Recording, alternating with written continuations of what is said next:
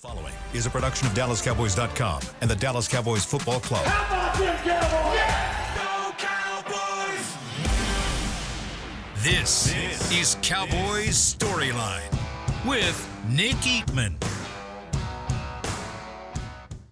Good morning. Welcome to Cowboys Storyline. It is Monday, September 23rd, coming off Cowboys' loss to the Ravens, 28-25. Interesting game, to say the least. Not even sure. Game's been, 12 hours old maybe, 16 hours old, and I still don't really know what to process from that game. Interesting fourth quarter for the Cowboys, but they still got dominated when it really mattered, and I think that's the most concerning thing about this game. You can get happy about the fourth quarter if you want to, and that maybe the offense found something. I don't know, but I think the demoralizing part is that the Ravens pretty much did what they wanted to when they wanted to. And that was evident in the game for really 3.5 quarters. So Cowboys sitting at 1-2. We can talk about it. Short week this week, though. We got 2 shows, and then we'll be going to New York on Wednesday. So we will get it all in here today and tomorrow. 888-855-2297 is the number to call. Michael from Colton, California is first. Let's go. Good morning, Nick. Hey, man, that was very disappointing. But there's a saying, that saying that goes, you got to know when to hold them, know when to fold them. And you know what, man, I'm going to go ahead and fold them. I was wrong. This team is not ready for the NFC Championship game. You know what? But I will say this: they have talent, and that's what's so frustrating about it is they have talent across the board. They have a good quarterback. Running back, we could sit here and beat that dead horse all day, but it is what it is, But that's the frustrating part to me is just the talent is there, which leads me to believe that it's just the coaching scheme is not where it needs to be, or hey, maybe it's not the staff we need in here to get us to where we need to get, But I mean. Man, that was frustrating. Michael, yes, sir. The term hold them and fold them is a poker term, obviously, when you're holding your cards and decide to just fold the cards. So when you say that, what do you mean by fold them? Well, what I mean by that is, at the beginning of the season, I told you I'm all in. They're going to go to the NFC Championship game, Dak Prescott for MVP, and I'm not knocking Dak Prescott. Yeah. I think he's going to have a good season. It's still early. It's way too early to say he's bad. I'm not saying that at all. But that's what I mean. For me personally, I'm folding on that. I was wrong. Okay. I was wrong when I said that. So that's what I mean by that. Yeah, okay. And like I said, the talent is there. The talent is there. There's no question about that. But it's like, man, what is going on here, Yeah. And that's what leads me to believe it's the coaching scheme. It's the coaching, But thank you for – All right, Michael. Thank you. Thanks for the call. Appreciate that. He started us off, Friday, and, got excited and got everybody going, Cowboys Nation, and then predicted a 14-point loss. So, 28-14, I think, was the pick that I have for him, and that it looked like at one point that would be about the score. That's the thing about – that's why when you jump out there and say they're going to do this or they're going to do that, and then it leaves you to come back in week 4 now and say, no, I was wrong. Well, maybe you weren't. Maybe, who knows? Who knows just yet? If they go up there and handle their business against the Giants and beat a team like that they should beat. I know that they won. I know they have the same record, and they've beaten the same team. I get it. The Giants have beaten Cleveland on the road, and so have the Cowboys. So they're pretty much the same when it comes to that. So I still feel like the Cowboys can go up there and win that game. We'll talk about that then. But all I'm saying is that that's why you don't need to go down this road about what they are, what they're not. Let's talk about why they lost this game against Baltimore. That's really kind of where we are living in the moment. All right, Travis in San Antonio's next. Hey, Dick. How are you? Good. How are you? Pretty good. I'm probably not as upset as you. I assume you might get some calls today, but I'm more, I guess, just disappointed. And I actually picked the Ravens to win yesterday, so it was sort of just par for the course in that respect. And honestly, I know we're going to the Giants, but I don't really have much of a reason outside of Brandon Aubrey to pick them going in that game. And honestly, if I'm the Giants, I know, Danny Dimes is Danny Penny sometimes, but if I'm the Giants and I'm watching that tape, I know I was wrong. I'll say it on right here on the live. I was wrong about Bozzie. He hasn't taken the jump like I thought he would, so I have to wear that. But just as bad as the interior is, which is what everyone's focusing on, the edges were just as bad. If I'm the Giants and Daniel Jones, I'm going to be testing the edges with those same quarterback runs, because we know if he can do one thing, he definitely can run. And why would you not test those edges? Because those were some soft edges in that game. Yeah. Which was way too easy. It looked like a practice rep for Lamar Jackson on the outside. So that was disappointing. I just think, I guess I'll sum it up like this as far as the game goes. I hate to say this, but it just seems like they lack discipline, they lack toughness, and they lack leadership outside of 4. I don't know who else they have. It seems like to me that they have a lot more finger pointers than they do galvanizers outside of Dak. I don't know who else you can really say is a bona fide galvanizer of the team, and I think it's just starting to show up. And I had them going 7-10 this year. And Rob kind of made a joke. He made a joke on Twitter yesterday. He goes, "Maybe you overestimated," and I said, "Maybe I did." But hopefully I'm proven wrong. I hope I am wrong on that one, Nick. But right now, at this point, there's not a whole lot of. My optimism bar is pretty low. So I just wanted to see what you thought. And again, hope I'm proved wrong on Thursday, but we'll see how it goes. Yeah. Well, if they don't beat the Giants on Thursday, then yeah, I mean, 7-10 doesn't look good as even like that's going to happen, because you can't beat the Giants. I mean, think about where I know every season's different, but you were, I think, 35 points better than the Giants in 2 games, 40 and 32 or something like that.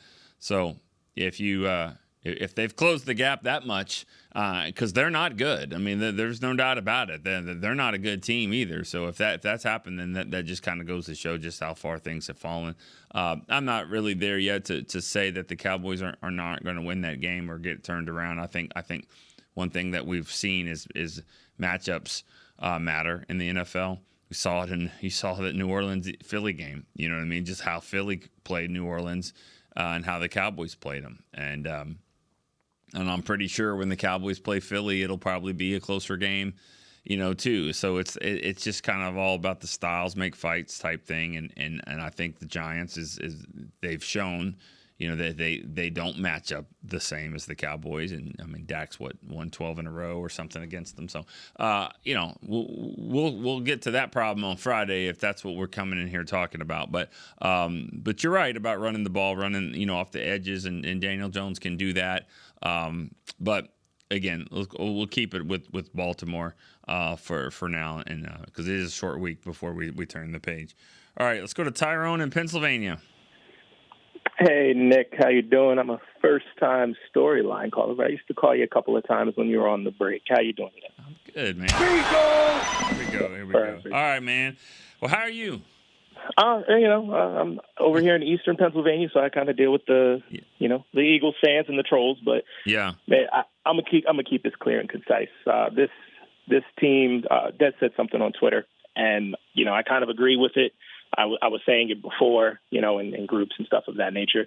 I don't think this scheme fits the players. And one of the things that you have to do as a coaching staff is you have to look at the strengths. And one thing I noticed, you have Trayvon Diggs, one of the best man corners in the league. And on 3rd and 7, you play him at depth.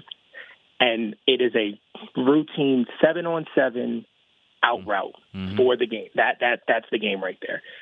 Why? Maybe they don't trust. Maybe he doesn't trust his knee, or they don't trust his knee, or they're trying to predict him. The game's over there. If he presses and he blows by him and goes for a 60-yard touchdown, so what? Game's over anyway. Yeah. If he completes that, and they got pressure slightly. It was there. That pass. That to me, there was a lot of plays that could have won the game. I said they weren't going to win.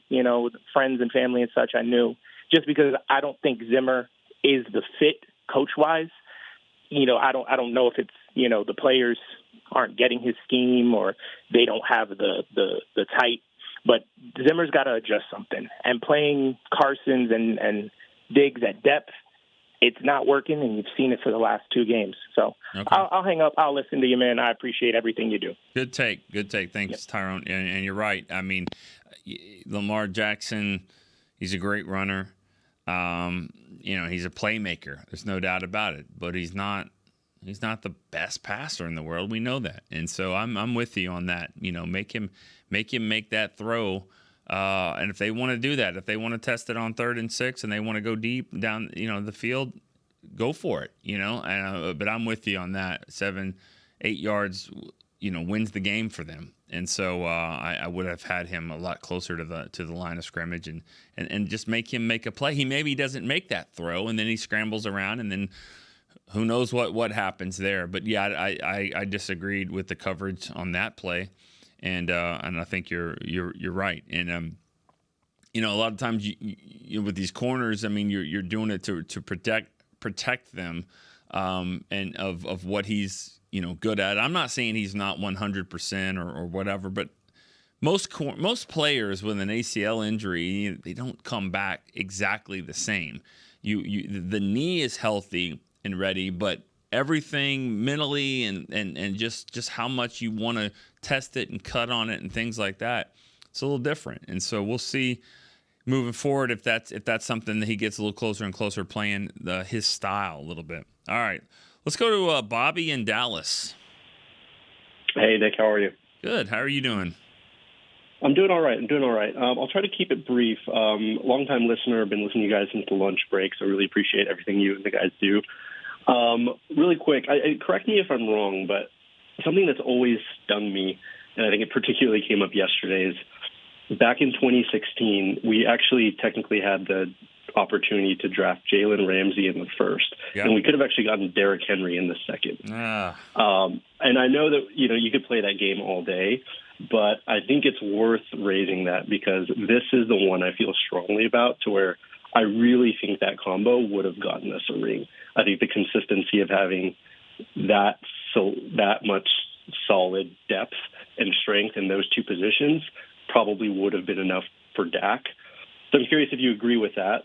Obviously, we didn't know what Derrick Henry was going to be. I think a lot of people thought he would go the way of Eddie Lacy, and I think he's only gotten better as his kind of time in the league has developed.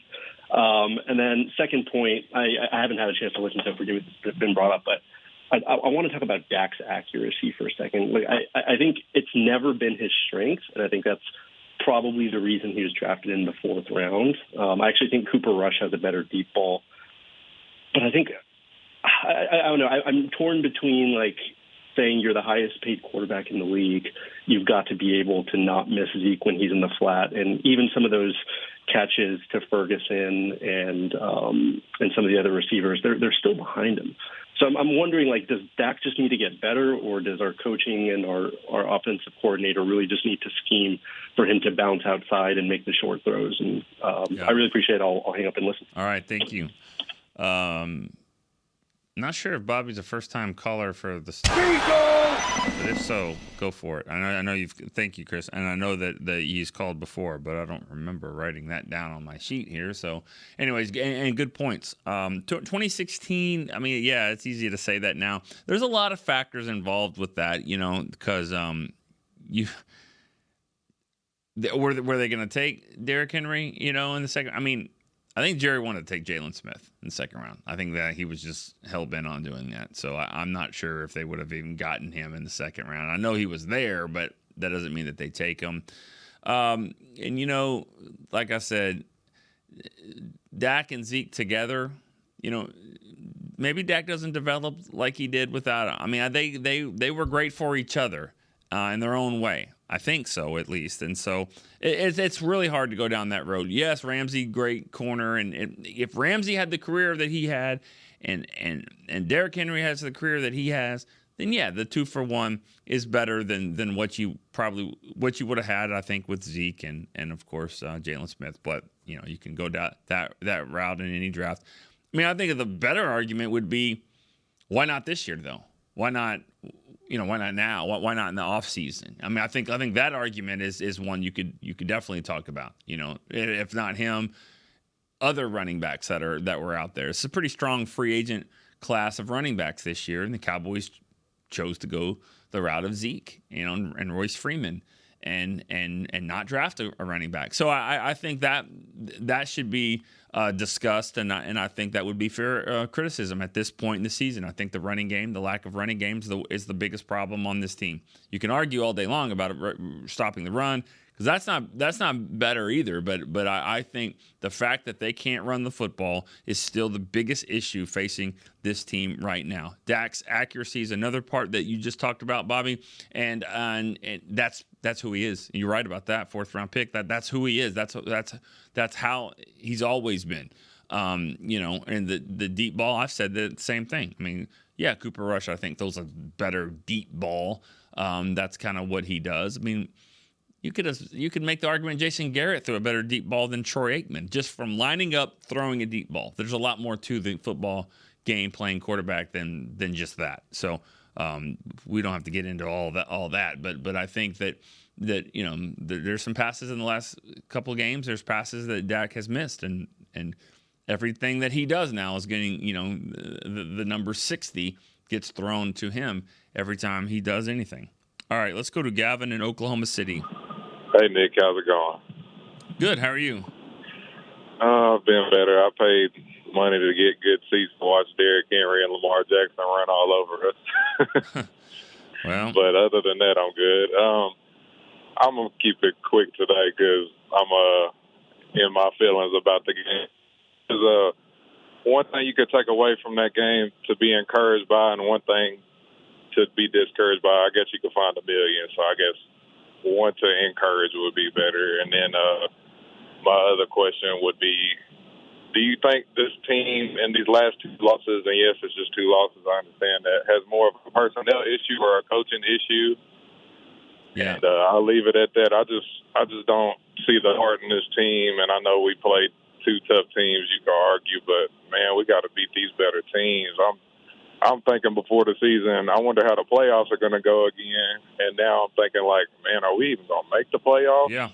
Yeah, that's you're right. And that's kind of where I think this team is. Thank you, Gavin, for the call. I think that's one of the things about, I know the call back in training camp about regular season doesn't matter and all that stuff. Well, for this team, like it feels like every game is going to be like that. Like getting to the playoffs is going to be the goal.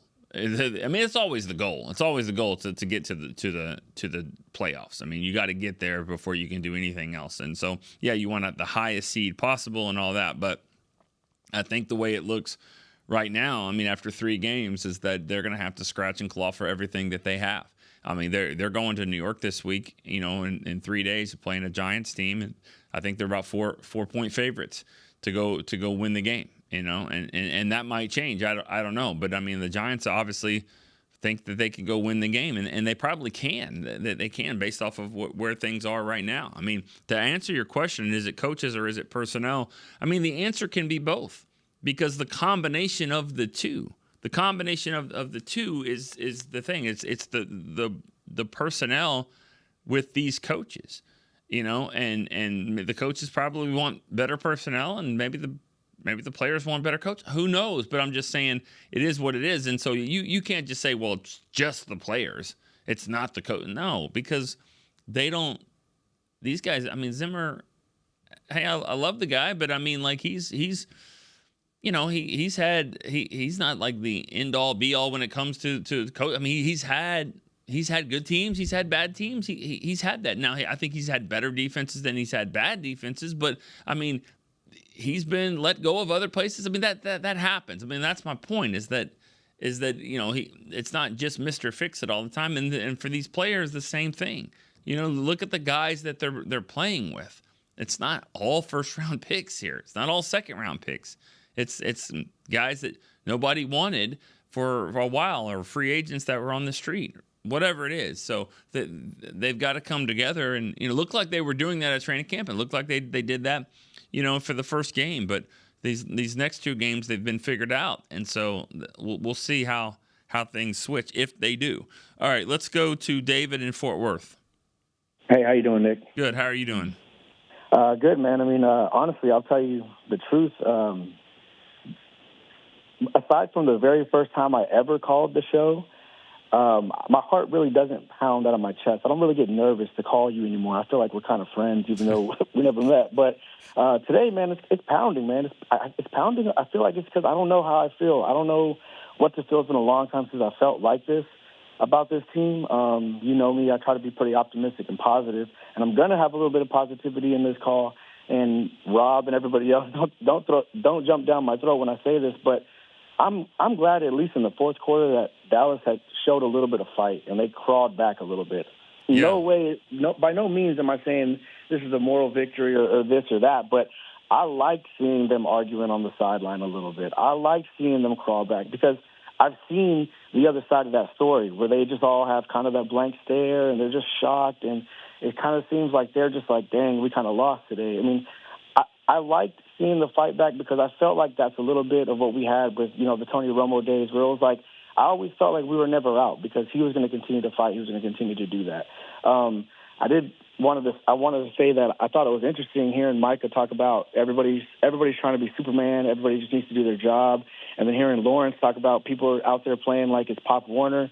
I mean, it seems like people are maybe just reaching too much, trying too hard. And if that's the case, then maybe there can be small little adjustments, just mental errors that they need to fix. And hopefully that's what it is going forward. I'm not too confident about that, but hopefully that's what it is. Yeah. My last point is a lot of people are going to comment about CD and his antics and his, mannerisms on the sideline. And I'm one of those that feels like a little bit, I never really wanted to bring it up, but I feel a little bit uncomfortable, and it just kind of upsets me to see him kind of bounce around and be pouty and stuff. But I want to say that I'm being unfair because I know Dez had antics and sideline rants, and I loved that out of Dez. And I don't really know why. So I'll ask you, Nick, and anybody else, why do you think that, the optics were just different with Dez? To me, the only thing that I could think about is Dez showed fight on the sideline and frustration, but Dez also got in people's face on the field. He was aggressive, and he did that on the field. And I haven't really seen CD do that except for the no swipe thing, and he kind of got punked in the Green Bay game. Maybe that's what it is, but I'm not really sure, Nick. And I apologize. This call was everywhere, man, but it's okay. This is how I'm feeling today, man. All you right. have a great day, bro. All right. Well, I mean, the Cowboys were kind of everywhere yesterday. I mean, were they showing fight? Were they rolling over? Did they do both? I mean, so, you know what I mean? They were kind of schizophrenic yesterday in just the way they played the game. Yeah, the fight part. I mean, this isn't moral victory type thing at all because they gave up 273 yards rushing. So and again, like I said, anytime Baltimore wanted to go score and move the ball, they did. And so that there's not a lot to feel good about that part. Yeah, would you like to lose 28-6 or 28-25? Yeah, you want to play well in the fourth quarter and come back and give yourself a chance. And they did. 3rd and 6. They had a chance. They got off the field. If they get off the field on an incomplete pass there, they're going to get the ball back with about 2:20 to go with a timeout and the 2-point conversion and probably already in field goal range, to tie the game with Aubrey, if not better than that. So they were in great position, shockingly enough. The CD part, he when you put on the 88 jersey, you expect that, right? Michael Irvin did the same thing. Dez Bryant did the same thing. And, CD gets a pat. You're saying CD doesn't get a pat. He does. He does. You act like that, and then the next week, if he goes and has a huge game, it's all good. I mean, most of the way, I've always thought the best way to shut up those guys who want the ball is to give them the ball. I mean, that's usually what happens, and good things happen. It's not. I mean, they've earned that right. I'm not saying to show up your quarterback and be a disruption or distraction, but they want the football. They want to go make plays. They believe that they can go do that, and they feel like there's a better way to get this thing done, and it's not happening. And a lot of times they're right. So they do it in different ways. I mean, they kind of their body language is different than maybe it was before. Today's player is a little different. You see it in Micah, you see it in Diggs, you see it in CD. I mean, they're all about the same age too when you think about it. So it's a little different type of reaction. It's still a reaction. Now, if you did catch CD, 2 hands on the ground, beating the ground after a missed play or something, or I guess it was a pass interference call. I mean, that looked like a 5-year-old. Actually, didn't get his way, but it was that kind of day. It was that kind of day. Hey, CD, I don't have a problem with that. Just they got to figure out a way to throw him the football. I mean, that's what they got to do. They got to figure out a way to get him involved, because getting him involved helps everybody else make their plays. We're going to take a break real quick on the Cowboys Storyline. We'll be back to get more calls. Discover Aiden, the official luggage partner of the Dallas Cowboys and Dallas Cowboys cheerleaders. Known for top-tier engineering and craftsmanship, Aiden offers more than just bags. Originating from Australia and designed in New York, it merges fashion, design, and culture. Used by Dallas Cowboys players, staff, and the entire organization, Aiden provides style and functionality for all travelers. Visit AidenTheBrand.com and use code AidenXCowboys for 25% off your purchase. Travel like your favorite stars with Aiden. Altec Lansing has been perfecting sound since 1927, bringing you decades of audio excellence to elevate your Dallas Cowboys tailgate ritual. Equip your next pregame with the Sound Rover 180 with 6 hours of playtime, built-in microphone, multicolor light modes, and a rugged exterior that's built to last. Visit alteclansing.com/Cowboys15 for 15% off your Sound Rover 180. That's ALTECLANSING.com/Cowboys15 for 15% off. Altec Lansing, official audio partner of the Dallas Cowboys. Back to Cowboys Storyline. Are you the 2024 Dallas Cowboy Fan of the Year? If you're listening today, you probably are. I have a good candidate for it. The Dallas Cowboys and Captain Morgan are celebrating extraordinary, inspiring, original fans. Nominate yourself for the biggest fan you know to be the 2024 Fan of the Year. Win a lot of prizes, including a trip to Super Bowl 59. Visit DallasCowboys.com/Fan of the Year. Go Cowboys. All right, that's what it says on the sheet. Ray in Grand Rapids, Michigan is next. Hi, Nick. How you doing? Good. Nice to talk to you again. I called once. Yeah. Last year, Darren Woodson was on, and I talked about how I knew he would be in the class, and of course, a week later, he wasn't. So I'm not going to do that again. But I am going. Can I deviate and talk about the modern day preliminary list for the 25 Hall of Fame class? Okay. Okay. Here we go. I'm pretty passionate about the 90s, and see, last year, Mark Stepnowski made the list, as did Moose and Nate Newton. But the latter two are now on the seniors list, and you know how hard it is. It's much, much harder to make the Hall of Fame once you get thrown in the seniors pool. It's like old men trying to stay above the water in the deep end. Terrible analogy. As for Mark, how is it that a second-team 90s all-decade member gets overlooked and essentially replaced by guys who weren't nearly as good? My example is Mark Schlereth, who made this year's prelims. I bring him up mainly because he played entirely during the same time Step did. No offense, I like Schlereth, or however you pronounce that, as an analyst, but on the field, Schlereth would agree. He wasn't as good as Stepnowski. Mark had 3 more Pro Bowls and 2 All-Pro seasons to 0 for Schlereth.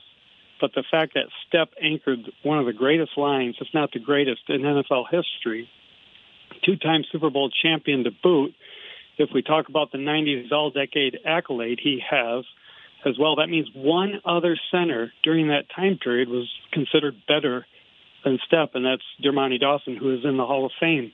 Okay. What are they doing? You can go on Pro Football Reference and look at stats of wide receivers, running backs, quarterbacks, skill positions, and you can make a case for the most part for their candidacy for the Hall of Fame. Offensive linemen, fullbacks, you can't. You need to watch the film. If you're looking at how many first or second team All-Pro a player has, that won't tell you anything. So I just don't understand what they're doing. That's why a lot of these guys pass away before they ever get into the Hall of Fame. Right. So I'm a passionate 90s Cowboys fan. The current stuff, the current state of affairs of the Cowboys, 30 years, I'm tired of it, So I'm all focused on the past. I can't help it, but I am. All right. Thanks, Ray. All right. 888-855-2297. The lines are open right now. I guess you can talk about whatever we need to. The Hall of Fame, that's There's 20-something guys on that list for seniors committee. I guess you can make an argument all day long about all those guys. I think Darren Woodson obviously would be my choice for the first one to get in. But yeah, some of those 90s guys, they're probably, I mean, I could make the case about Nate Newton, and you can make a case about a lot of those guys. And so they probably hurt each other sometimes when it comes to the votes, because there's a lot that you can pick on those lists. All right. Let's keep this thing going here as we wait for phone calls, unless there is a phone call. Do you have one, Chris? Nope. All right. Let's go back to I'm gonna take a break, actually. I do. Steve in New York. Steve in New York. All right. Steve, what's up? Hey, what's going on, Nick? Down like everybody else, but nothing really happened yesterday that surprised me. You knew we couldn't run the ball against this team, and stopping the run was going to be an issue. But something, popped up. And first, let me say that this team showed fight, and I have to give them credit for that. And I don't know about you. Were you at the game? Were you watching? Are you talking to me, Steve? Was I at the game? Yeah, I was at the game. Yeah, I was at the game. Okay, because this is to anybody who was like watching. At one point in that game, I thought Fox was going to switch over. This happened like a few years ago. Remember the Broncos game was like 30-0 or something? Yeah.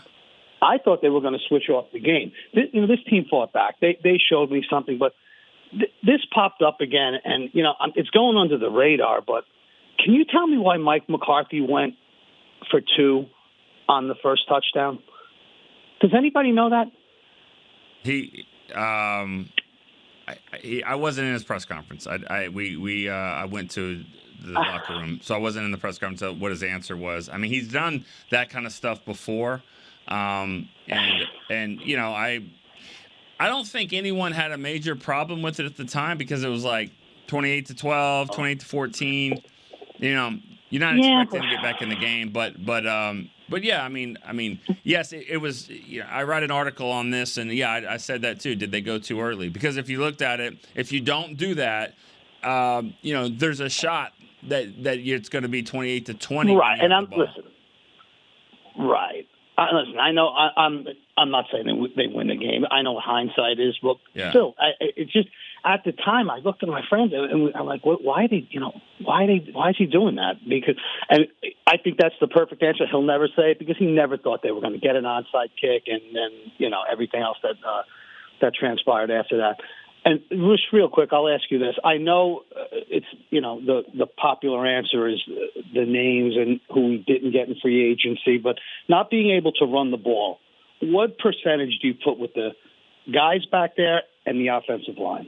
It's 50-50 right down the middle for me. Right now, down the middle. The line's not blocking like they should. The best back in the league, whoever you think the best back is, I don't even know who that is.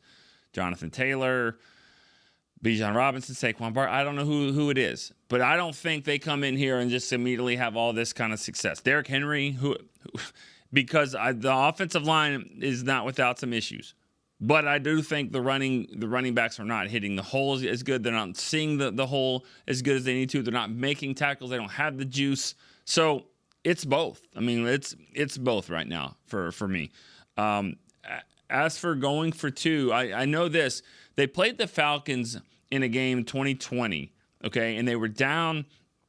I think they were down 15, and they scored to make it down 9 with like 4 minutes to go, 7 minutes to go, something like that. And they went for 2, try to make it 7, and they missed. Now, watermelon kick and all this crazy stuff ended up getting the ball and winning the game. But, you can make that argument. I personally, I don't like going for 2 till you absolutely need to. So I probably wouldn't have there. I would have made it 28-13 yesterday, and then score again, and it could be 28-20. But I'll say this, you still needed a 2-point conversion at some point. And if you're going to run that rollout, shorten the field, throw it to the corner, and hope the pass is perfect and the catch is perfect and the feet are in bounds perfectly, if you're going to run that 2-point play, then it doesn't really matter. Then you're going to lose 28-26. So, you needed a better 2-point play. I always like to wait a little bit on going for 2, but that's just me. All right, let's go to Dylan in Northport, Florida. Hey, Nick. Yeah, I like the call to go for 2 early because I like Mike's philosophy on that. He has his issues and all that, but I like to know, similar to him, what you need early as possible. So you need another onside kick, or whatever it might be at some point, you can take that action if needed. But I get the other side of that as well. I do have some good news. The Cowboys, I'm looking at their schedule, and they just have the 2 games left against really good rushing teams, that being San Francisco and Detroit. I think this game against the Ravens and the game against the Saints, I just think it was 2 of the best units in the game potentially as far as running the ball goes against maybe the weakest unit in the NFL in defending the run. I know that won't help them if they get to the playoffs because they'll play good running teams again in the playoffs. But for the regular season, I still see a path to 10 wins. Now, if they go out and lose against the Giants, just wave the white flag. It's over at that point. I'm giving up on the season. They need both wins against the Giants and the Commanders to be competitive in the playoff race. So that's a big deal there. And then just real quick about the running backs. We can talk about running backs all day, but this inside zone scheme sucks. But what I would like to see happen is, and I think they might be going this way just based on what happened in this game, they had a lot of Hunter Lipke in there in pass pro doing kind of the Zeke duties. Mm-hmm. I'm wondering if potentially we're going to see Zeke take a seat for Cook. And I also wouldn't hate seeing Deuce take a seat for Flournoy, bring 6 receivers, make sure Flournoy's playing, special teams, take up Deuce's role there, and then just roll with the 3 running backs, Rico, Lipke, and Cook. Just want to get your thoughts on that. All right. Yeah, I mean, they need to – thanks for the call, Dylan. They've got to fix this thing, the running back position. They got to – this isn't working. What they've done isn't working. They started Zeke. That didn't really work. They made him the 3rd running back. Nothing really works right now. So yeah, that we got a serious problem there. And you signed Dalvin Cook for this reason, so you can put him in there if you need him, and you need him. So you need to see what he can do. I'm not saying that he's going to be the answer because again, he was on the street all summer long. So. It doesn't necessarily mean he's going to be the reason, but I do think that you have to try, and this would be a good week to do it. I've said it before. I think I said it on here. It's not a short week for him, so he's fresh. He should be as fresh as he's going to be. So for a game like this, why not? This would make sense to put him out in this game and try it. Deuce, I just don't understand. If you're trying to get him involved, he needs the ball in space. You think he's a playmaker, so put him in situations where he can do it in space. And for the life of me, I just don't understand why they kicked the ball to Wanye Thomas. I don't understand Wanye Thomas as a safety that's returning kicks. They're kicking at him every time. They have Turpin on one side. They're not going to kick to Turpin. They're going to kick it to the other way. And it doesn't matter if they tried to switch at the last second, whatever. The kickers know how to directional kick, and they kick it right at Wanye Thomas, who is a backup safety who does not have the ball in his hands a lot, and he's not doing anything on kick return. And if you think Deuce can do something on defense, then why couldn't he do something in space and kick return? I don't know. I'm going to know that one. All right, I got to take a break. Last one here on Cowboys StoryLine. I'll be right back to take a couple more calls. Cowboys fans, when it comes to navigating the ever-changing world of tax, your business needs a partner it can trust to tackle even your biggest tax challenges. Ryan is the largest firm in the world dedicated exclusively to business taxes. Our team of tax professionals has local expertise in all areas of tax and can help you uncover savings opportunities you didn't know you had. Learn more about how Ryan can improve your overall corporate tax performance by visiting Ryan.com. Ryan, the official tax partner of the Dallas Cowboys. Dallas Cowboys Game Day is brought to you by Captain Morgan, the official spiced rum of the NFL. The NFL season is full of legendary tales on and off the field. And when you follow the captain within you, stories become stuff of legends. So gather your crew and visit followthecaptain.com to begin your adventure. Please drink responsibly. Captain Morgan Original Spiced Rum, 35% alcohol by volume. Captain Morgan Rum Company, New York, New York. Back to Cowboys StoryLine.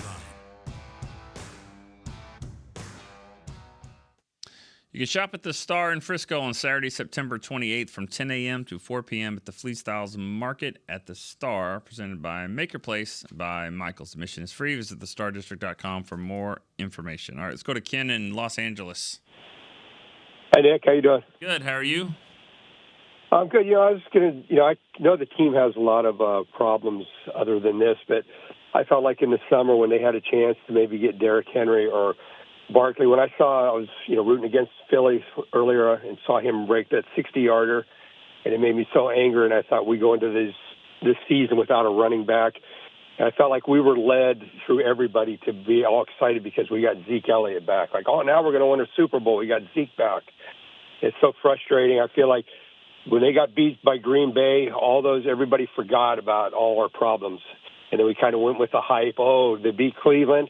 And that kind of makes me feel like New Orleans is really, when they played Philly played them, and then Derek Carr was who he really is. And Philly just beat, New Orleans just beat Cowboys and Carolina, two crummy teams. You watch what they do the rest of the year. We'll see.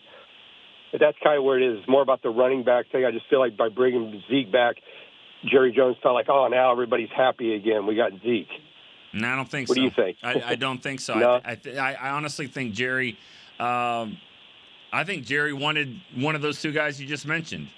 To be honest with you, yeah. I mean, those are the kind of players Jerry likes to get. Now, yes, he has he loves Zeke and he always will and all that. But they had to. They have a cap situation that is it's hard to explain and it's hard to realize, and fans don't even want to hear it because I've been saying it, people have been saying it, but there's a lot of people that think, it's like the NBA. You can just kind of fudge the cap, whatever you need. We'll just push it next year. They've been pushing, and they've really, they're not in a situation to go and get some of those guys that you wanted. I think that, they could have somehow made it work, but it was going to be really problematic. Next year's going to be even worse. So they tried to bargain shop there, and they did bargain shop. They didn't try. That's what they did. But I think Jerry obviously wanted guys like that. I'm not saying that's who we tried to get. I'm just saying that's kind of what he wanted. So it's a collective decisions on what they do on the team. It's as for the Saints and the Eagles and all that, I mean, you figured that the Saints weren't going to just be, the best team in the league. They got it going, and what they do certainly hurts what the Cowboys do. Now the Eagles play it differently. The Eagles look at who they've drafted. I mean, they're getting these big defensive linemen from Georgia, right? And they're dominating the middle, and the Saints can't go and play that way. So the edges aren't the same when you can't get anything in the middle. Linebackers can run to the edge. I think Philly's defense is pretty good and better equipped to go up against the Saints. So I'm not worried necessarily on how that'll be. I mean, the Cowboys and Eagles, when they face, it'll be a completely different type of game. But yeah, I mean, I thought it was concerning that you lost to the Saints and Derek Carr that way, because he is who he is, and same with Kamara. And they'll, what goes up comes down, and they'll probably be an above average team, maybe better than that. But we'll see how they look this year. Nothing against the Saints. I'm saying it was a concerning loss. Probably, a lot more concerning about what happened in week 2 than what happened yesterday in week 3. But if you combine them together, now you got real issues here. All right, Pete in Connecticut. Hey, Nick, how are you today? Good. How are you doing? Good, man. I just want to say I think this team is one of those teams that's going to pull it together, and I don't think the sky's falling down and everything. And I believe that the team's going to come together, and our fans shouldn't worry until we're about 6 losses this season.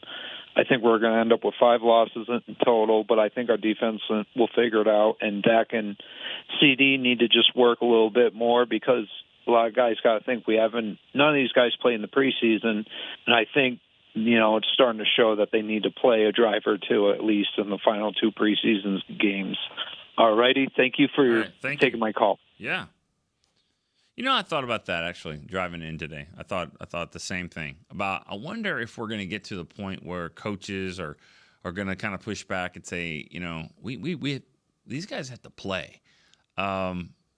So, and it's hard to make that argument if like last year, first game of the season against the Giants, 40-0. Looks like the defense was fine. Looks like the offense, they did what they needed to do and scored enough. And Cleveland this year, defense looked fine, not playing. So, but I get your point, and that all sounds great until that number 2 receiver or your running back or your offensive tackle, has a high ankle sprain or torn ACL, and you're like, why was he even in the game? And that's going to happen. So you can't have it both ways, and we've been there. All right, but I like the optimism about they're going to figure it out. 5 losses sounds really good at this point with when you already have 2 at home. When you're 0-2 at home, yeah, that's. They won 16 in a row or something like that at home, and then they lost 3 straight at AT&T Stadium. All right, Erwin in Denver. Hey, Nick, what's going on? How are you? Could be better. I just, when you watch these kind of games, it's like taking a cold, old, bitter drink of coffee you just spit out of your mouth. It's the same stuff every week when they're playing good teams. They just can't seem to beat the good teams. They do good enough to beat the Giants and the Redskins, and they get enough good enough record to get into the playoffs. And we all know how that's been ending. And then they end up picking in the late 20s. It's every year. It's the same stuff. I just wanted to get your thoughts on what do you think about them going with a young, innovative coaching staff. It just seems very old and just out of touch with the schemes of today. And I'll let you go. Thanks for taking my call. All right. Thank you. Yeah, you could say that. And then also, but it'd be one thing if you're just getting, torched around with these new innovative offenses, but it's the running game. It's like running, off tackle. And right up the middle. So, you could say these new offenses are crushing them, but what has these 2 teams done in the last weeks that's so different and new that's changed everything? They can't stop off tackle and pitch left. Seriously, that's what I get your point, and you may not be wrong, but right now what I'm seeing is basic stuff that they just can't stop. That's what's scary to me. We got to keep it going. Rob in Vegas. Rob, this can't be a normal Rob call because we got to be quick. Rob, what's up? You got it. This is all due to the front office dysfunction. You got a substitute teacher as a head coach. You know what happened when you had a substitute teacher in school. The place would get crazy. You invest $240 million in a quarterback, and then you surround him with nothing, a rookie left tackle who's learning on the job, running backs that wouldn't start on any team. You got a defense that's soft, and you allowed your defensive end, Micah Parsons, to play at 240 instead of saying, you need to get up to at least 265 because that crap that he's going to move around, no, he's 90% a defensive end. And then you got your $34 million wide receiver acting like a big baby, like you said, on the sideline because No, I didn't say that. I did say that. Yeah, he was acting like a child. I did actually say that. He's acting like a little kid.